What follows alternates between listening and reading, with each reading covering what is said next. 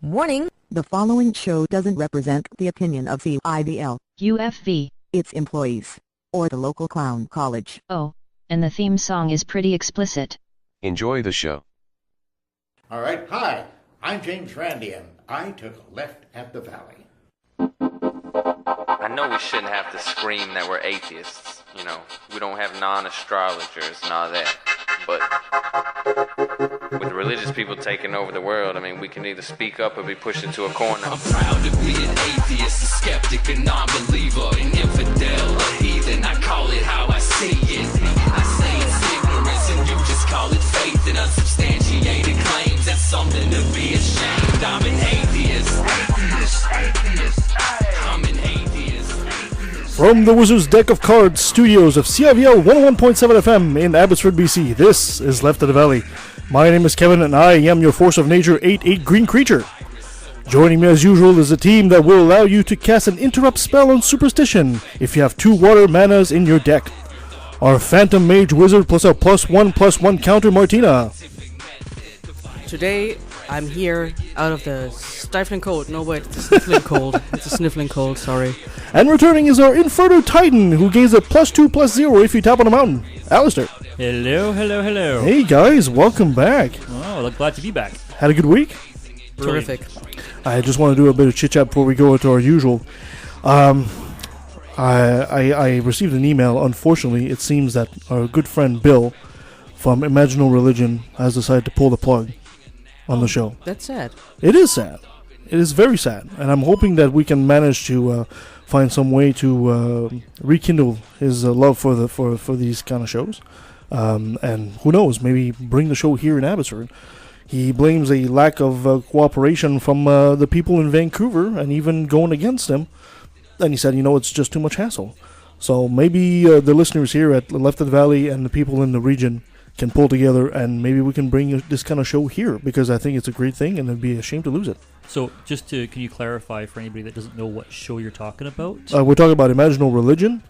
And he did the last 2 years in Richmond. He used to do it in Kamloops. That's where he's from. And it's a three-day conference, right? Convention. Yeah. You got great guest speakers usually. It's one of the better-run conference shows in the region and in a lot of places, according to a lot of the guests anyway. And you bring some great names. We had some people in the past like Richard Dawkins, Lawrence Krauss, Aaron Raw, Matt Dillahunty, Seth Andrews. Great shows. Carolyn Porco. This year we had James Randi, which today we're going to be talking about and playing the interview of. And it's really saddens me to see that this show could come to an end just because of a few, for lack of a better word, hotheads in the region. Yeah. So, Bill, if you're listening, you got some people here that are certainly on your side and willing to give you a hand if you're willing to reconsider. Let's talk. And Abbotsford has a lovely convention center. We've got the exhibition center, and we've got the Ramada Convention Center. Yeah. And we have an airport. And I've been, and we're, let's face it, we're in the middle of the Bible Belt, so it'd be great to have it right here at the same time. I guess I have to say Happy Father's Day to all the fathers out there, right? Thank you. Happy Father's Day to you, too. Well, thank you. And I'll even say Happy Father's Day to the single mothers out there that are doing double duty. So yeah, I was going to say. That's fair, too, right? Yeah, absolutely. Okay. Oh, hey, did you guys know that, of course, we actually received a letter? No. Yeah, so... Blues Clues. Yeah, we received a letter from a gentleman. I'll just call him Keith. Keith is not very happy with us. Oh. He says that, especially me. He calls me a bigot. He says that I only seem to pick on Christians. Now, Keith, if you're listening, which I doubt, but if you are, you got to remember that a bigot is essentially a person that's intolerant of any differing belief, creed, or opinion. Now, just because you don't agree with a person's opinion doesn't necessarily make you a bigot.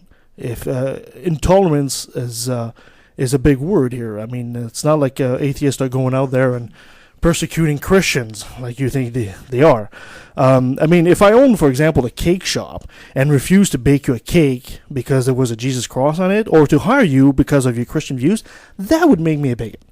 Now, you see what I did here? The irony of it? Because it's exactly what's happening in the States. Christians are refusing to bake cakes for gays because of their Christian views and because the homosexual lifestyle doesn't, that's bigotry.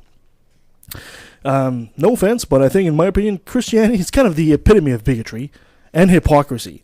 You can have your own opinion, Keith, and you're totally welcome to them, but people deserve respect. Opinions don't. If your opinion is ridiculous, I will call it out, and that's what we do here on the show. And, it might be prevalent to remind such listeners and people that write in that their own Bible, in fact, it wasn't their Bible that started, it was actually Confucius, but we won't go there. The Golden Rule. Yes. Do unto others as you would have them do to you. Yeah. Love your enemies, love one another. I mean, the Bible is full of that. Yeah, exactly. And, that's what it means to be a skeptic.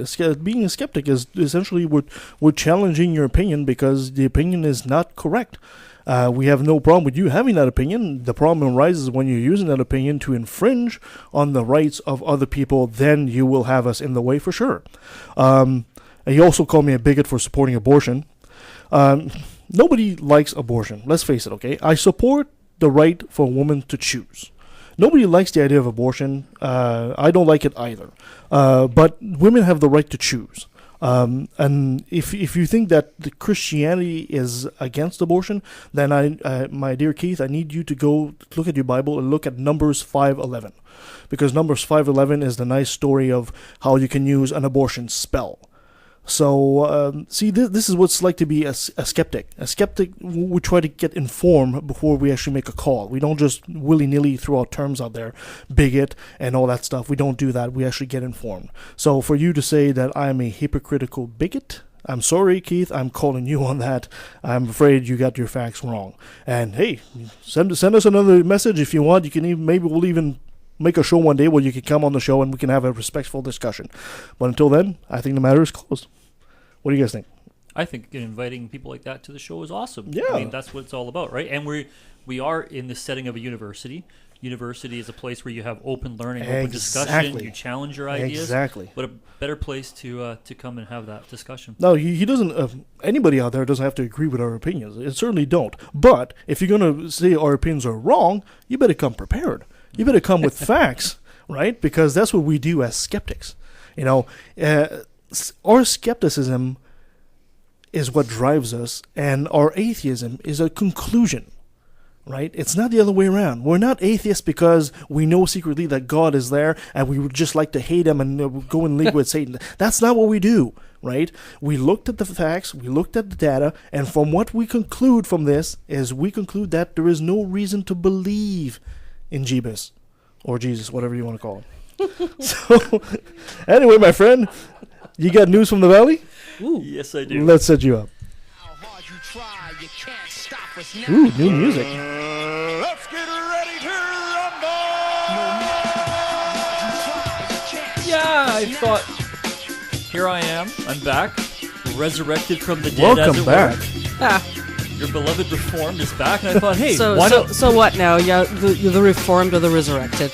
I'm now, the Resurrected please make up your mind. Hey, maybe I should change my name to the Resurrected. Yes, I'm back.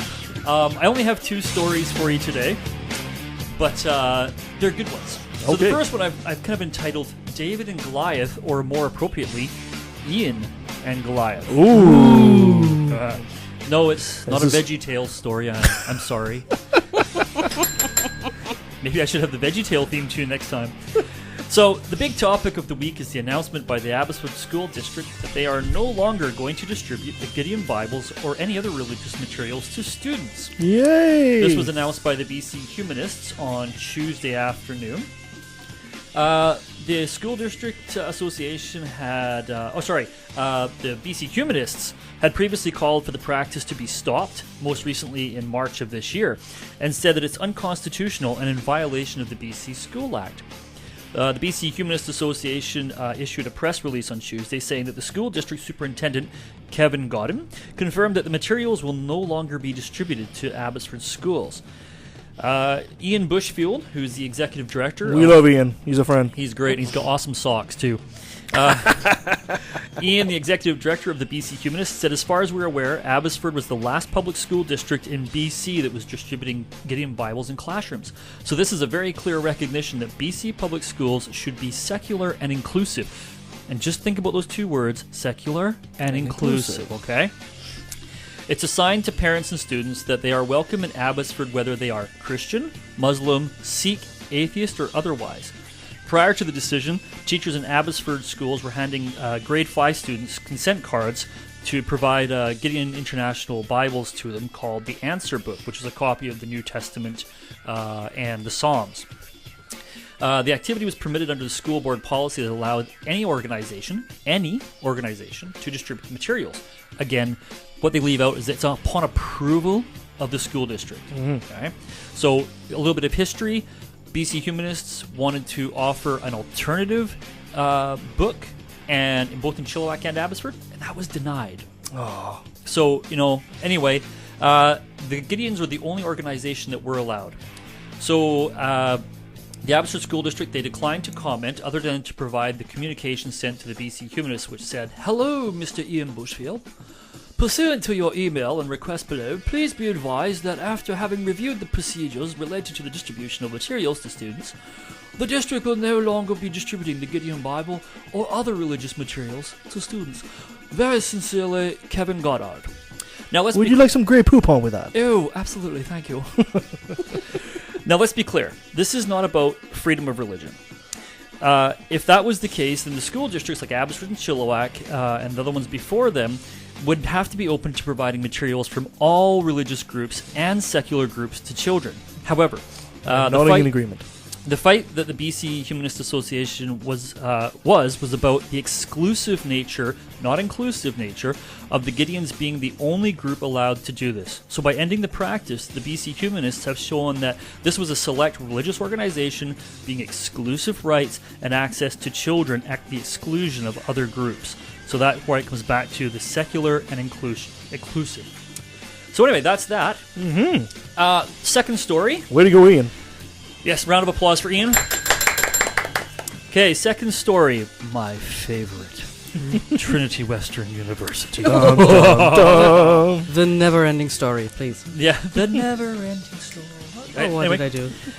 The legal battle between Trinity Western University and the Law Society of British Columbia has entered a new chapter on Wednesday, June the 1st. In the BC Court of Appeals, the Society is appealing the Supreme Court of BC decision that would allow graduates of a proposed TWU law school admission to the Society. The Law Society members voted against recognizing the school in 2015 after the Society initially approved the school in 2014.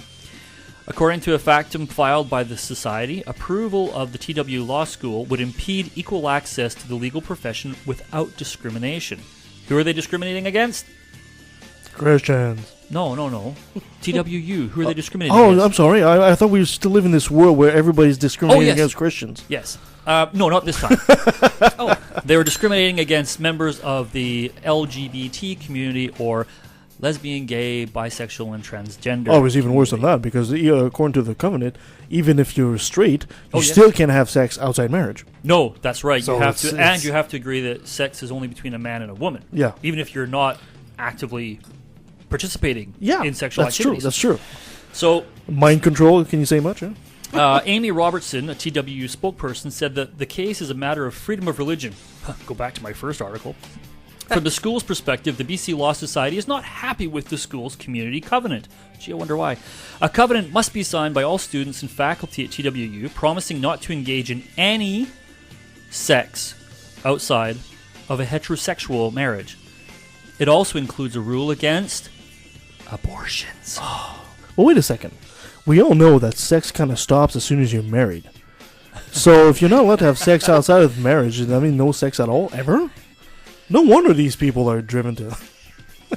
I think the Catholic Church tried that, and we all know what happened there. Oh, jeez. Anyway, but it's against abortions, which is against freedom of choice. And I do think, if I'm correct in this analysis, that the Jehovah, Yahweh, God of the Bible, is about free will, making that choice.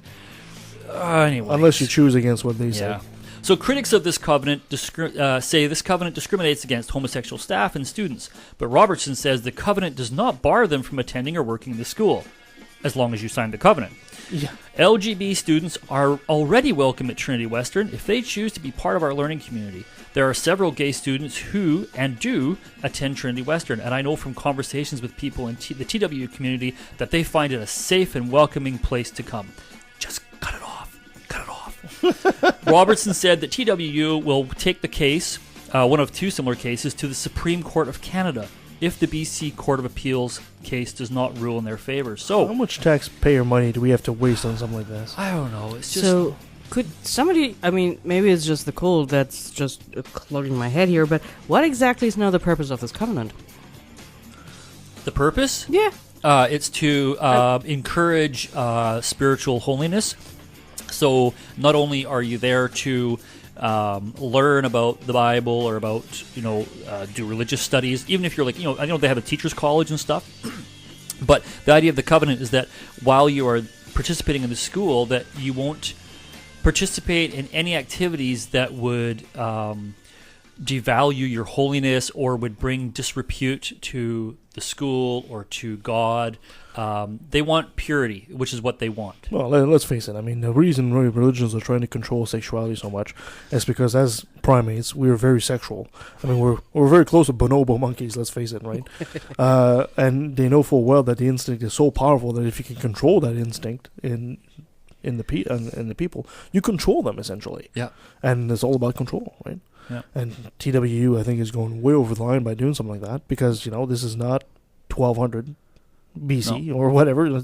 This is today, in 2016. We shouldn't have to sign away you shouldn't have our thoughts policed by a place, and you shouldn't have to essentially step on your integrity and say some things you don't believe in so you can get into a university. It's horrible, especially university, which should be a place of discussion and thought, right? Yeah, exactly. Well, so that's my Reformation report for this week. I'm very, very happy to be back. It's been a little bit of a longer sabbatical than I intended to, but we're glad you're back. We missed you. I am. Perfect. Well, our friend Nancy is still down in Philadelphia and New York, so but we do have a pre-recorded version of This Day in History, so let's set that up. Okay, Nancy, let's set you up. Okay, This Day in History, which is a roundup of those events and individuals that altered and illuminated the days between June 13th and June 19th.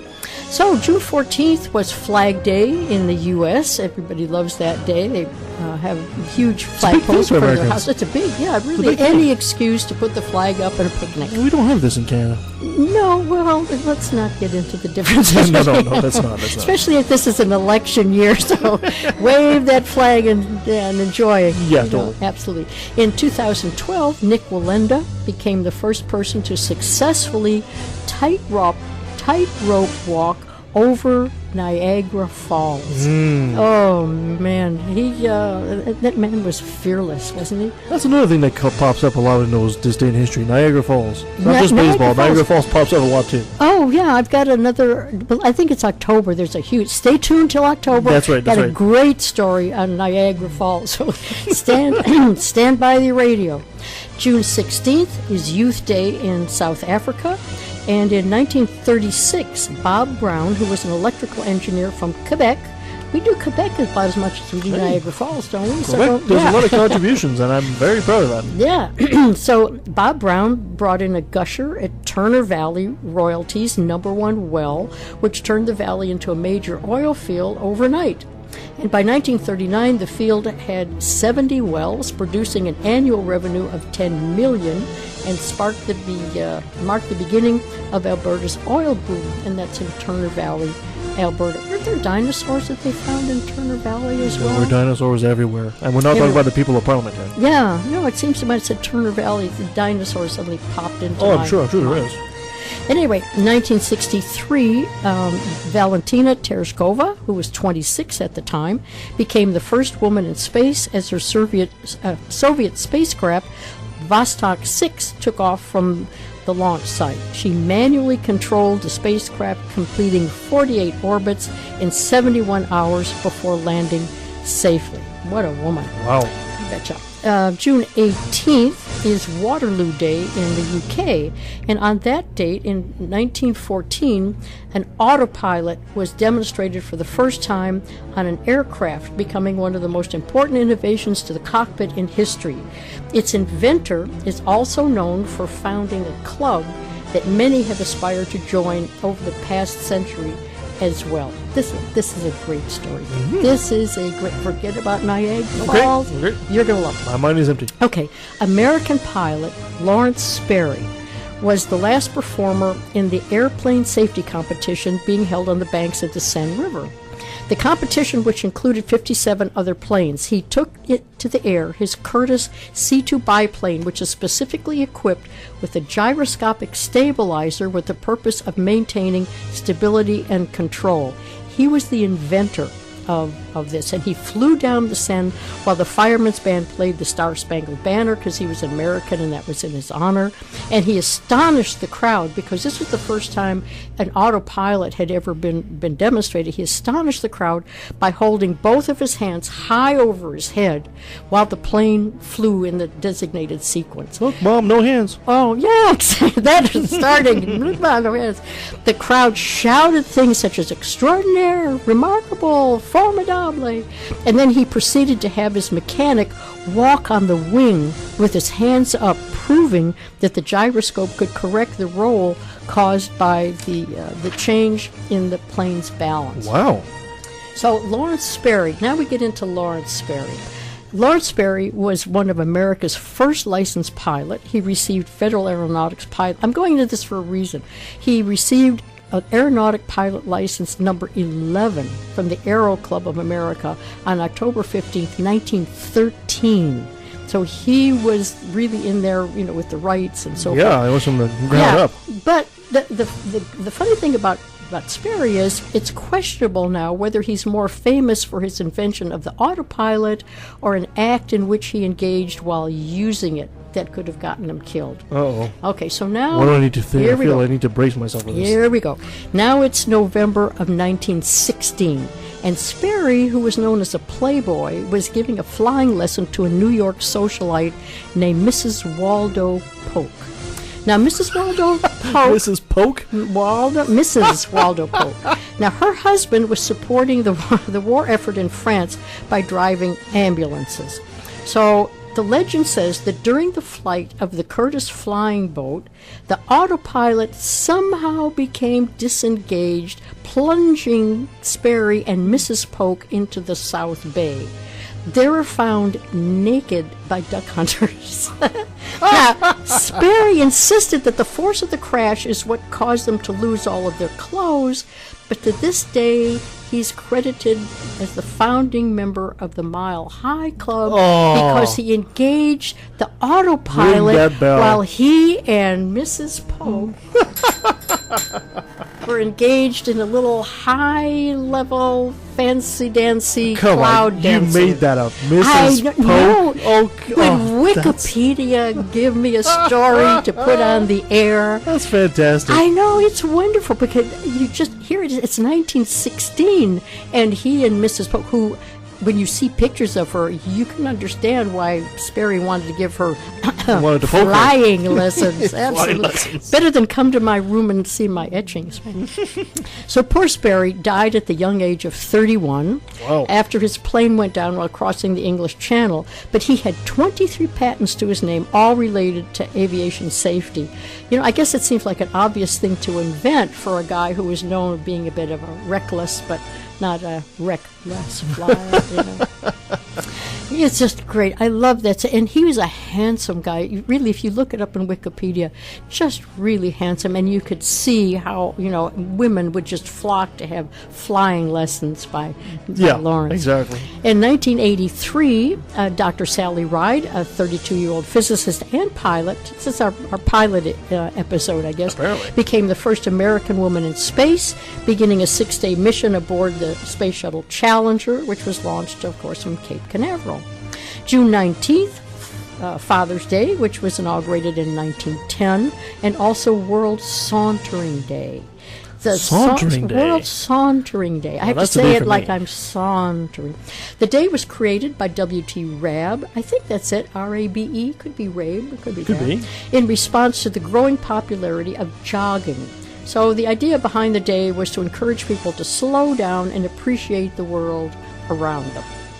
Slow down and smell the roses. There you go. 1964, the Civil Rights Act of 1964 was approved after surviving an 83-day filibuster in the United States. Wow. I know. Try to get things done, immediately. Not going to happen in politics. No. And that, dear listeners, brings to a close another passing parade of interesting, mundane, unusual, and as many bizarre events that I can find, along with the people who caused them that make up this day in history. Thank you so much, Nancy. And we'll be right back right after this these commercial messages.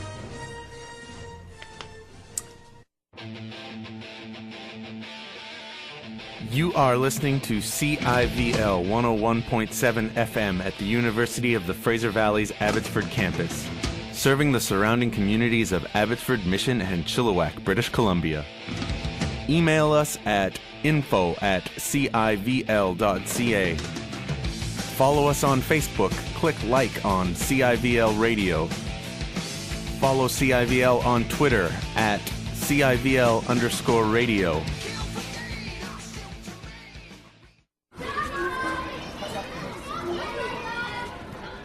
Bullying can leave long-term physical and psychological side effects such as shyness, stomach aches, panic attacks, nightmares, headaches, and exhaustion.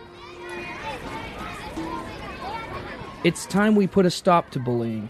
Visit www.bullyingcanada.ca on how you can make a difference.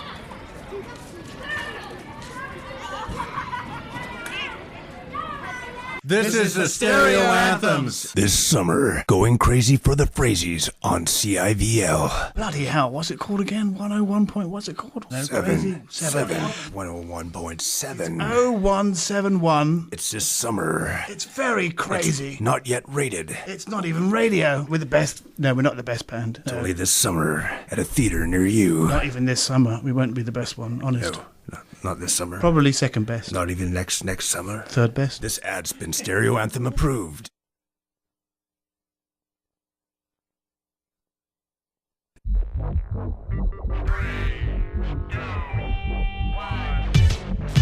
Hi, I'm the Supreme Irreverend Dr. Randi Tyson from the Legion of Reason Diversion. Join me and my co-hosts, Christine Shelska, Twyla, and Nate Phelps, as we explore issues at the intersection of atheism, humanism, and skepticism. Topics range from alternative medicine to the interference of religion in public policy. We often have special guests to help us understand the topic du jour.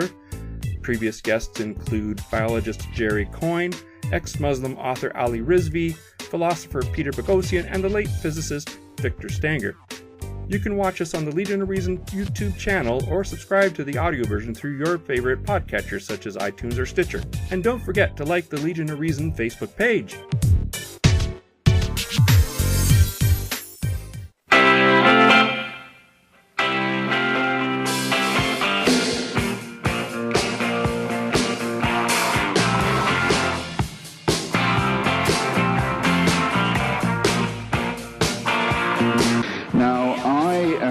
Absolutely convinced that the main source of hatred in the world is religion and organized religion.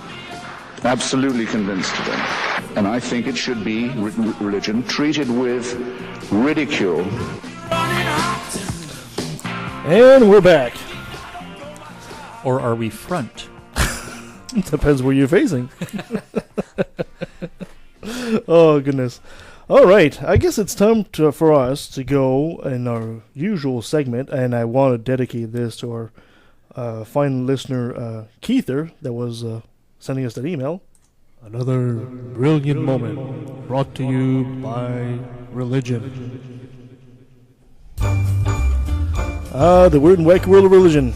Well, Keith, you've been saying that we always pick on Christians. Well, we're going to pick on somebody else today.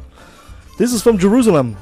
An ultra-Orthodox Jewish man who had recently been released from prison after serving 10 years for stabbing participant in the annual Gay Pride Parade.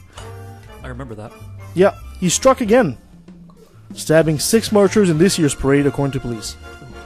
2 of the victims were in serious condition, according to the emergency services. The assailant, I hope I say this right, Yishai Shishel, was pinned to the ground on a central Jerusalem street and arrested by police officers who were stationed along the route. I'm getting all verklempt. Yeah. He wounded 3 marchers a decade ago at a spot not far from the attack and was convicted of attempted murder. He was said to have told the police at the time he had come to kill in the name of God. Allah. No, this is Jewish. Ultra-Orthodox. It's Yahweh. I know, I was being sarcastic. Okay.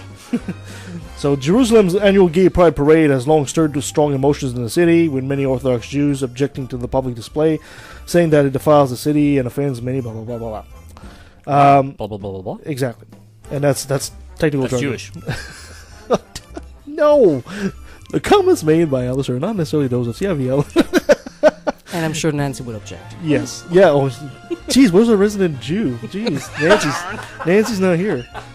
In an interview with an ultra-Orthodox radio service nearly 2 weeks ago, Mr. Shissel said, "The battle is not over. Those unclean people want to continue defiling Jerusalem." Wow. Well, I guess for all of those people that say, no, religion's never to blame, something like that. It's always, social, political, blah, blah, blah. No, it's not. It's religion, you know. And like I said to Keith, no, we're not taking on Christians today. We're talking about a Jewish man. You guys have any thoughts on this? Well, not just a Jewish man. Ultra-Orthodox. That's right. Jewish man. That's right. Like, we're talking next level. That's like Batman to Superman. You're saying the regular Jewish person is like Batman and the ultra-Orthodox is like Superman? Is that Absolutely. what Yeah. Okay. I'm not sure that you have the right super-powered thing there. It might be more like or Batman to Robin. Or it might be like different versions of the Joker. Oh. Ooh, there's a thought. But no, I mean, I just, religion. Oh, it's just going off the air now. It's just the old us versus them thing, tribalism, and it just makes me sick. Like, what really can you say? It kind of says it all itself, right? Well, it's no different than that reverend or that Baptist minister down in the States who on Facebook was preaching about how that the guy who killed in Orlando, the Orlando shootings, right? Yes, how that the guy didn't do a good enough job because he didn't finish them off, and he's like, you know what? If I could do it, I would have killed them all. I mean, and then there was a Jewish rabbi who protested outside that guy's Baptist church because he's like, that's not what our religion is about. Religion's not about hate; it's about peace and love. And this was a Jewish rabbi who was in support of the LGBT community down in Florida. The thing is there's source material, which is usually the Bible or the Torah or the Quran. In theory, it's nice to say it's all about peace and love, and it sounds great. And most people are like that, and they agree to that. But when you start reading the material, the source material, you realize it's not. It's about obedience. It's about doing what we say. Otherwise, and it's about divisiveness. It's about, if you believe like us, or else. Or else we'll find, we don't like you, you're yucky, you're a different race, you're a different gender, you're a different orientation. Boom, you need to be eliminated. Because you're stopping our perfect little world. That's what religion really is all about. So, anyway. That's what happens when you get men writing books. That's the one thing I could actually say, is that women can actually brilliantly say that they will never have to partake in having written anything of the holy books. Women can actually claim that. So, you know what? We had nothing to do with the writings of the holy books, and good for them. Well, there is the gospel according to Mary Magdalene, but it's not in the canon of Scripture. I wonder why. Well, there's also the gospel according to Peter, which is, and Thomas and all that. Yeah. Which are they're all hilarious because all these gospels they were eliminated because they were just a different level of crazy. Let's just say that. Mm. Anyway, let's go to a commercial break, and then when we come back, we'll talk with James, the amazing Randi. There we go. Say that. We'll be right back. You are listening to CIVL 101.7 FM at the University of the Fraser Valley's Abbotsford campus, serving the surrounding communities of Abbotsford, Mission, and Chilliwack, British Columbia. Follow us on Facebook. Click like on CIVL Radio. Follow CIVL on Twitter at CIVL_radio. Email us at info@civl.ca. Reach us with telecommunication devices at 604-851-6307.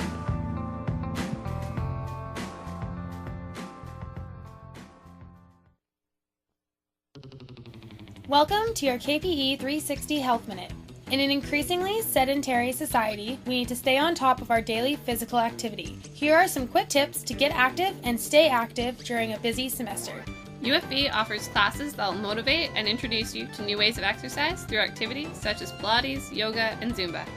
Prices and schedules can be found on our UFB Cascades website.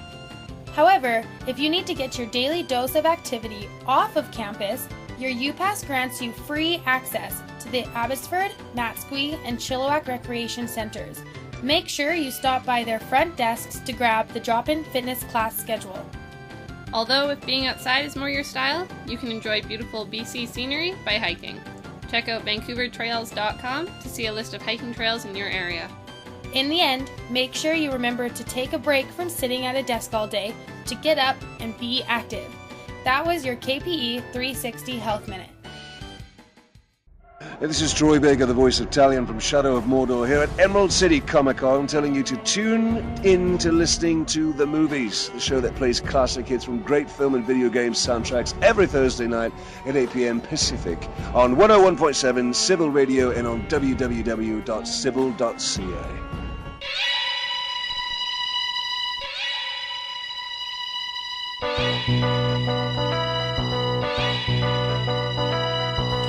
And we're back.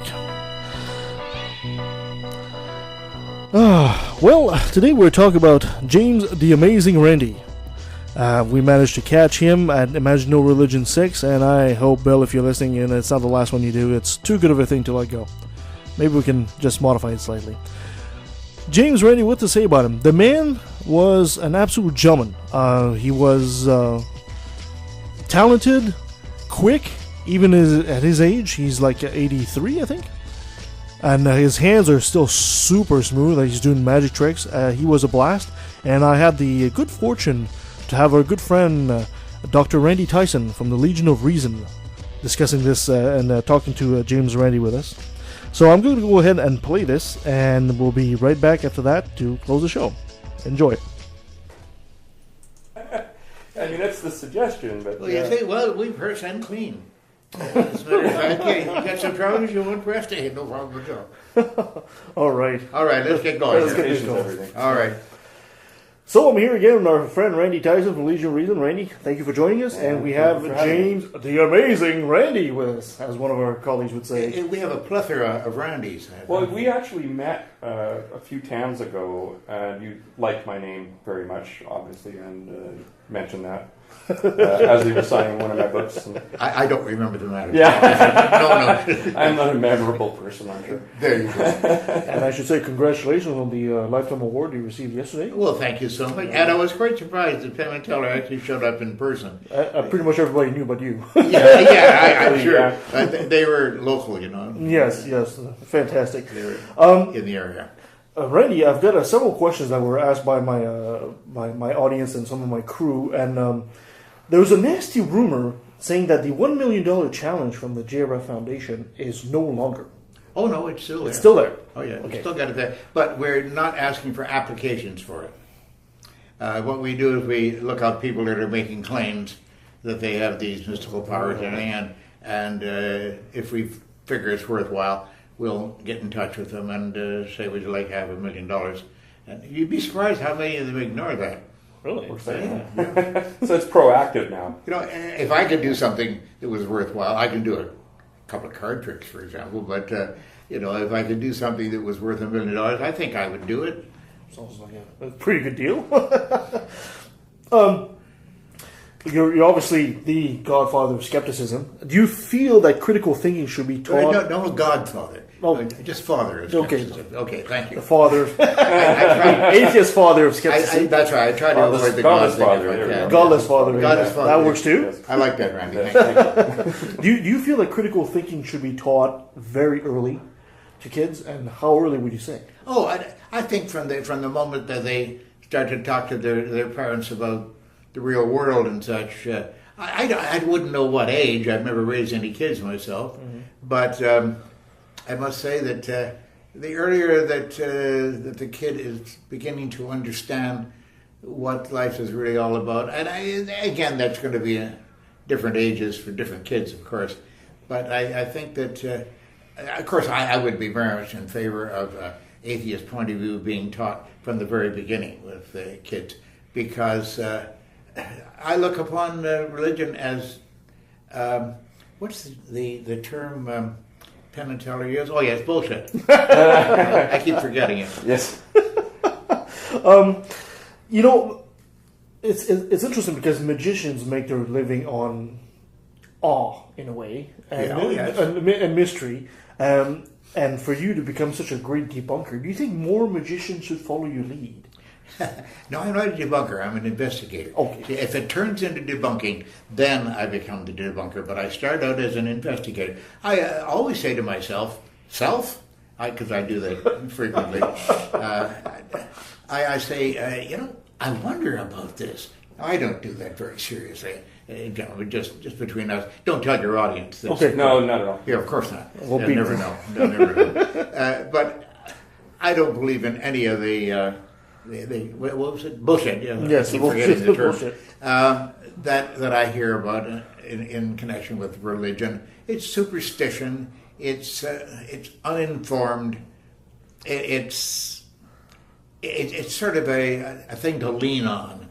And I don't want to take away anybody's props and let them fall on the floor, but I never needed it. As a small kid, my parents sent me to Sunday school. That was the worst thing to happen to that Sunday school. I love that story. I can tell you, I would ask questions all the time. How do you know that? Well, it's in the Bible. That's all they tell me, and they'd slam the Bible in front of me, and I'd say, but where in the Bible? They'd turn to page in Deuteronomy or something like that, and I'd say, who is he? Well, you said this is the Word of God. Yeah, but now I was a very young kid. I guess I was about 12 at the time or something. And my father had given me a quarter, by the way. And in those days, hey, even a Canadian quarter. It was a lot of money. Oh, yeah. Oh, hell yeah.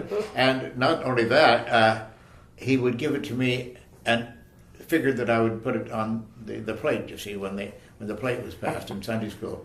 Well, I learned from the very beginning that it wasn't too difficult not to put the coin on the plate. And the second week I was barred from Sunday school anyway, but my parents never found out. Can you believe it? If they're in heaven now, I'm sorry, guys, but no, I never went back to Sunday school. But I found that Purdy's Drugstore up on Bayview Avenue in Leaside, they would serve a 2-flavor Sunday ice cream sundae for 25 cents. But for 20 cents, you only got one flavor. That was a sign. Yeah, my friend Gary only got 20 cents as an allowance, you see. And so I was ahead by a nickel. And that was a big advantage in those days. A big discovery, too. Oh, yes. I mean, and a bonanza. Yeah. Your parents never found out. So religion pays off if you work it right. If you work it right. Well, Peter Popoff definitely knows that. Oh, yes. Oh, yeah. Well, now that's one of the most famous cases that I handled. At least it's the one I'm most proud of, because Johnny Carson reached out to me and I asked him. I said, "Could I do this on the show?" He said, "Hell, yes."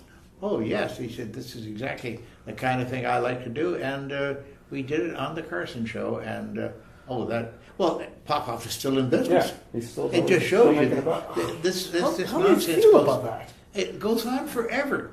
It goes on forever. And Popoff, as far as I know, doesn't use the radio gimmick anymore, but he doesn't have to.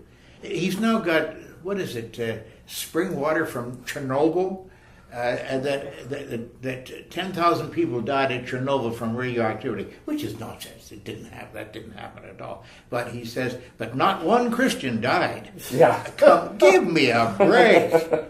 What makes Christians different? They don't glow in the dark? No, apparently not. Or maybe they can glow in the dark. It just And it doesn't doesn't kill hurt. them. Yeah, exactly.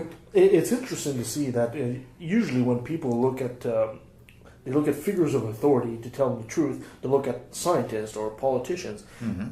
A magician becoming so well renowned to be such a powerful voice in the skepticism movement. Did you ever get people not giving you credibility? Oh, yeah. Oh, no. Well, I earned it over the years, you know. Hey, I'm 87. And in all that time, if you can't earn some credibility along the way, there's something very wrong with your efforts. But no, I've gained a very good credibility, and I've got 10 books out, with the 11th coming out, and that's going to be called A Magician in the Laboratory. And it's going to cover all the places around the world that I've visited in labs and such. And I mean all over the world, from Australia to through China, and, well, all over the world. And it's a big, thick book, I can tell you that. Accounts of laboratories where I visited, and I never knew until I left and got feedback from other folks afterwards whether or not they really listened to what I had to say. And some of them went right back to it. In Russia, there was no talking to them at all. The white-haired professors and everything would nod and smile and laugh at the magician, that kind of thing, you know. And through the translator, I would learn that he didn't really believe that what I was saying, that this was real. This the fellow had shown them was absolutely the real thing. There's no question of it. And we have proof of it, scientific proof. This is a science lab, you know. Yeah. Blah, blah, blah, yeah. Throwing his weight around. Interesting. Now, you said that Peter Popoff was probably your greatest triumph as far as deep... Well, the one that stands out. The one that stands out. Yeah, I've had lots of others. Sylvia Browne was another. Okay. So would you say she was probably your worst nemesis? Oh, no. No? She didn't bother me at all. Okay. No. These people don't bother me at all. Well, naturally, I'm annoyed at their existence in the first place. But Sylvia Browne, she was pretty well wiped out by me and by others. What's his name? Forgive me. Bob Lancaster. Bob Lancaster was a very big name in this business as well. And he had to stop Sylvia Browne.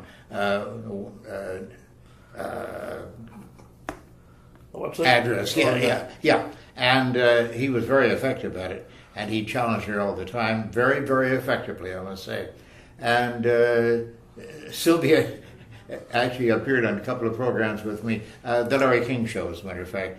And one of her flunkies got on there and confronted me, and it was a failure for them, a total failure for them. Mm. And even Larry King, who wasn't very big with the compliments and such, but he liked me, I think. And he even said at the end of the program, well, I guess that's the end of Sylvia.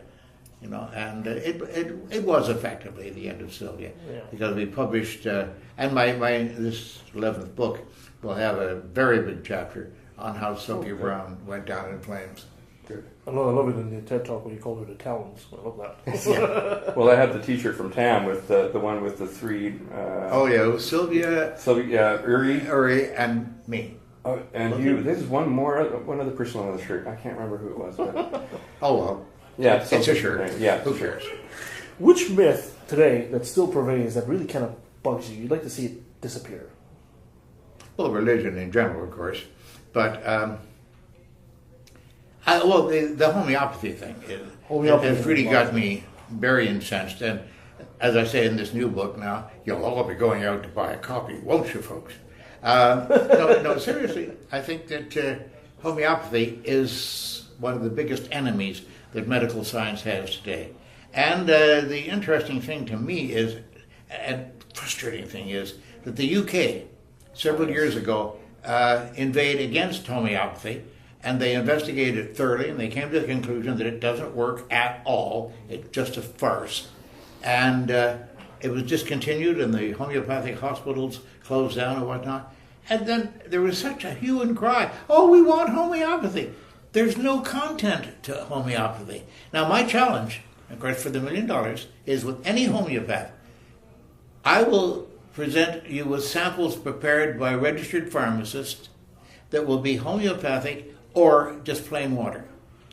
You tell me which ones are which, and you win the $1 million. No questions asked. That's it. If you can identify them, you get the $1 million. And not one of them has taken me up on that challenge. Wow. A lot of the big claims, oh, yes, I could take his money very easily. But they don't do it. Now, anybody who can resist taking $1 million cash, boom, just like that, I think there's something wrong with their reasoning, or else they are liars. Or they're making more money. yeah, exactly. They might be. What is it about human nature that, you have a conference of skeptics or something like that, you'll have an audience for a small one, but then you have something about homeopathy, and then people come out by the thousands. Well, they don't know. They just don't know. But this is the age of information. How could you not know? Well, if you choose not to know. Okay. And you see, now, take Cancer Centers of America, for example. Very big organization, very reputable organization, and they do wonderful work. And I don't know much about their internal operations or anything, but they also offer acupuncture. And I don't know whether they offer homeopathy, but I wouldn't be surprised. But acupuncture, that's another myth, a total myth. Mm-hmm. And I fight these things. The quackery in medicine is so hard to fight because you get people that convince themselves that it works. And it does not work. And anyone listening to this program, if you say that it does work, hey, prove it. There's $1 million on there. $1 million waiting for you. In a big envelope, big fat envelope. Do you ever think that with your help and what you've started and all that skepticism will one day be mainstream? Oh, well, it's improving a great deal. Well, look at the group that we're talking with right now. Well, we're still in the minority, right? Yeah, yes, still a minority, no question of that. But I have great faith that it will improve enormously. And I've worked to that end I am only 87, going on 100, as I say, because I'm an optimist, to say the least.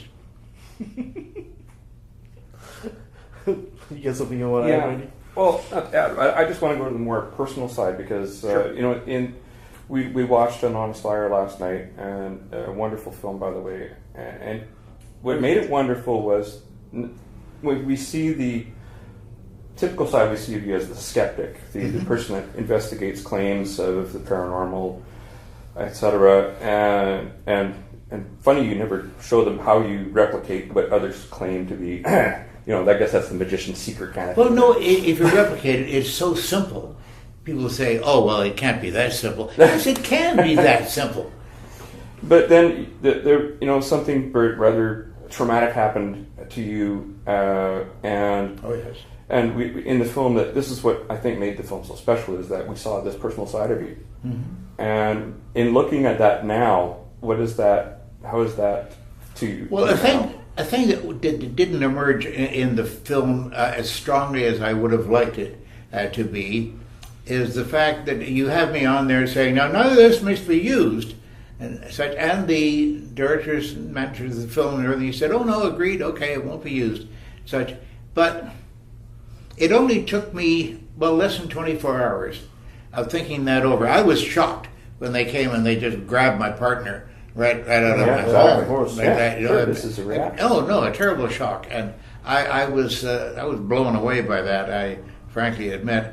And after I said that to them and really meant it, I had less than 24 hours to think about it, and I got back to them and I said, wait a minute, guys. I said warts and all. Yeah. Tell my story, tell our story, and tell it warts and all. And it's not right for me to withdraw that, so I canceled that statement. Use it, and they used it as they should have. It was unfair of me, and I was shocked. It was less than 24 hours before I lost my partner, and damn, that's something you have to think about. I guess I should ask, how are you two guys doing today? You guys are very well. Awesome. Very well. Oh, yes. Yeah. He's an artist of absolute astonishing talent. Well, You saw he some. doesn't travel with you once in a while? Oh no, he does usually, yes. Okay. But he can't leave the United States. You see. Yeah. I see. He couldn't come to this particular event. That's too bad. But I've been keeping in touch with him, calling him regularly, and he says, "How'd this go and how did that go?" And so he's keeping in touch, of course. That's awesome. So what is it like for a typical day for James Randi these days? There is no typical day for James Randi. Every morning that I get up, he gets up in the morning, gets out of the straitjacket. yeah, a couple of them maybe. But it's tough to get the maid down the hall to put it on me, though. You see, they think it's rather kinky, but they know that I have a good time with it, so they go along with that.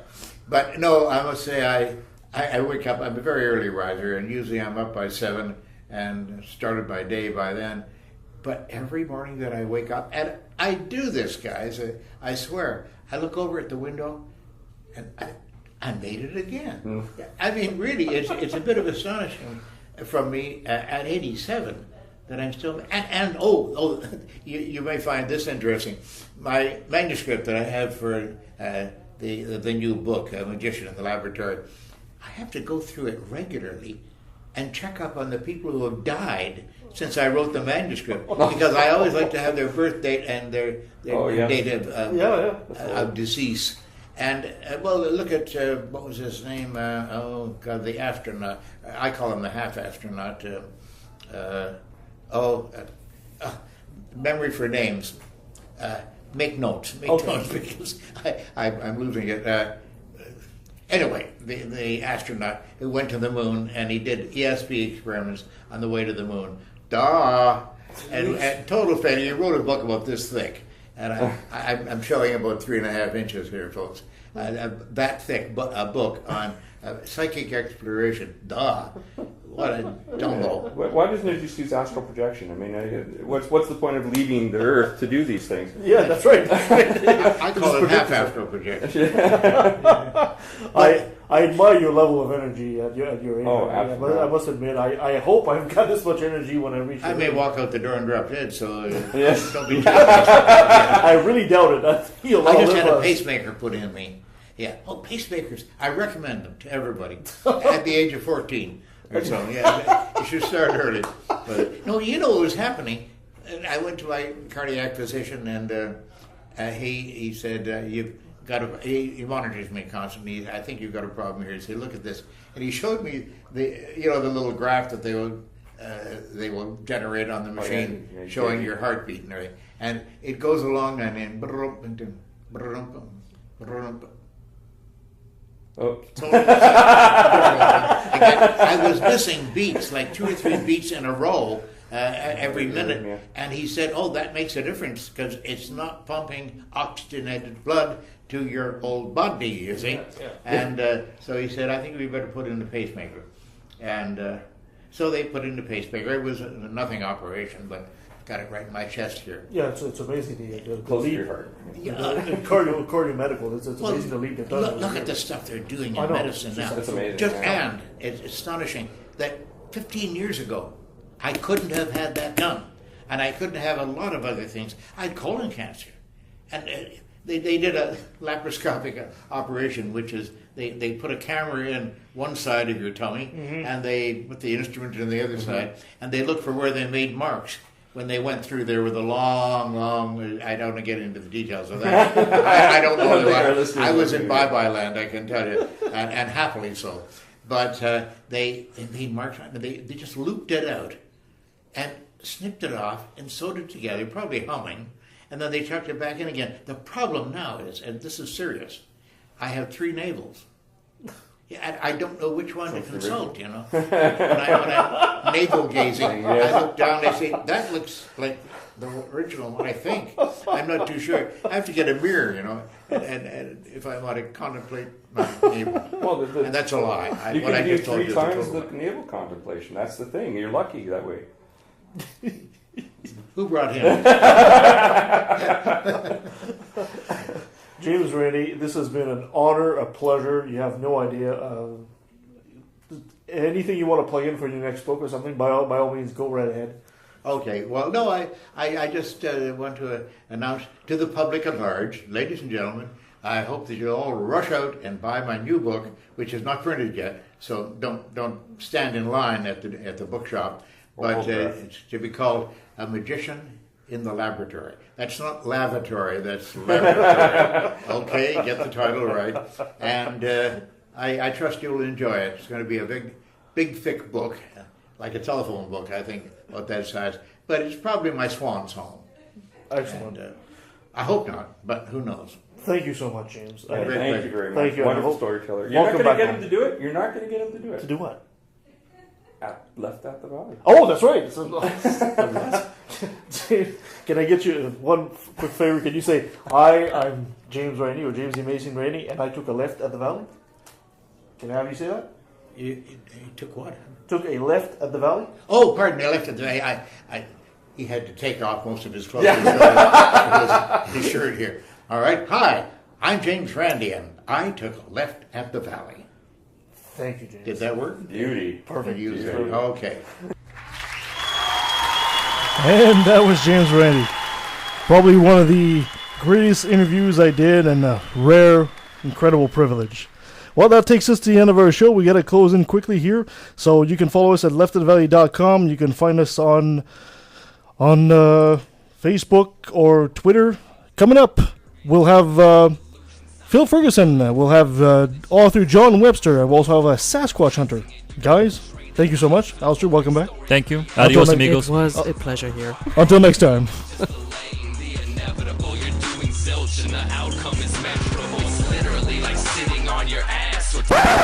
Hey guys, sorry to barge in like that, but I wanted to let you guys know that this episode you just listened to was most likely the last episode of Left at the Valley at CIVL 101.7 FM.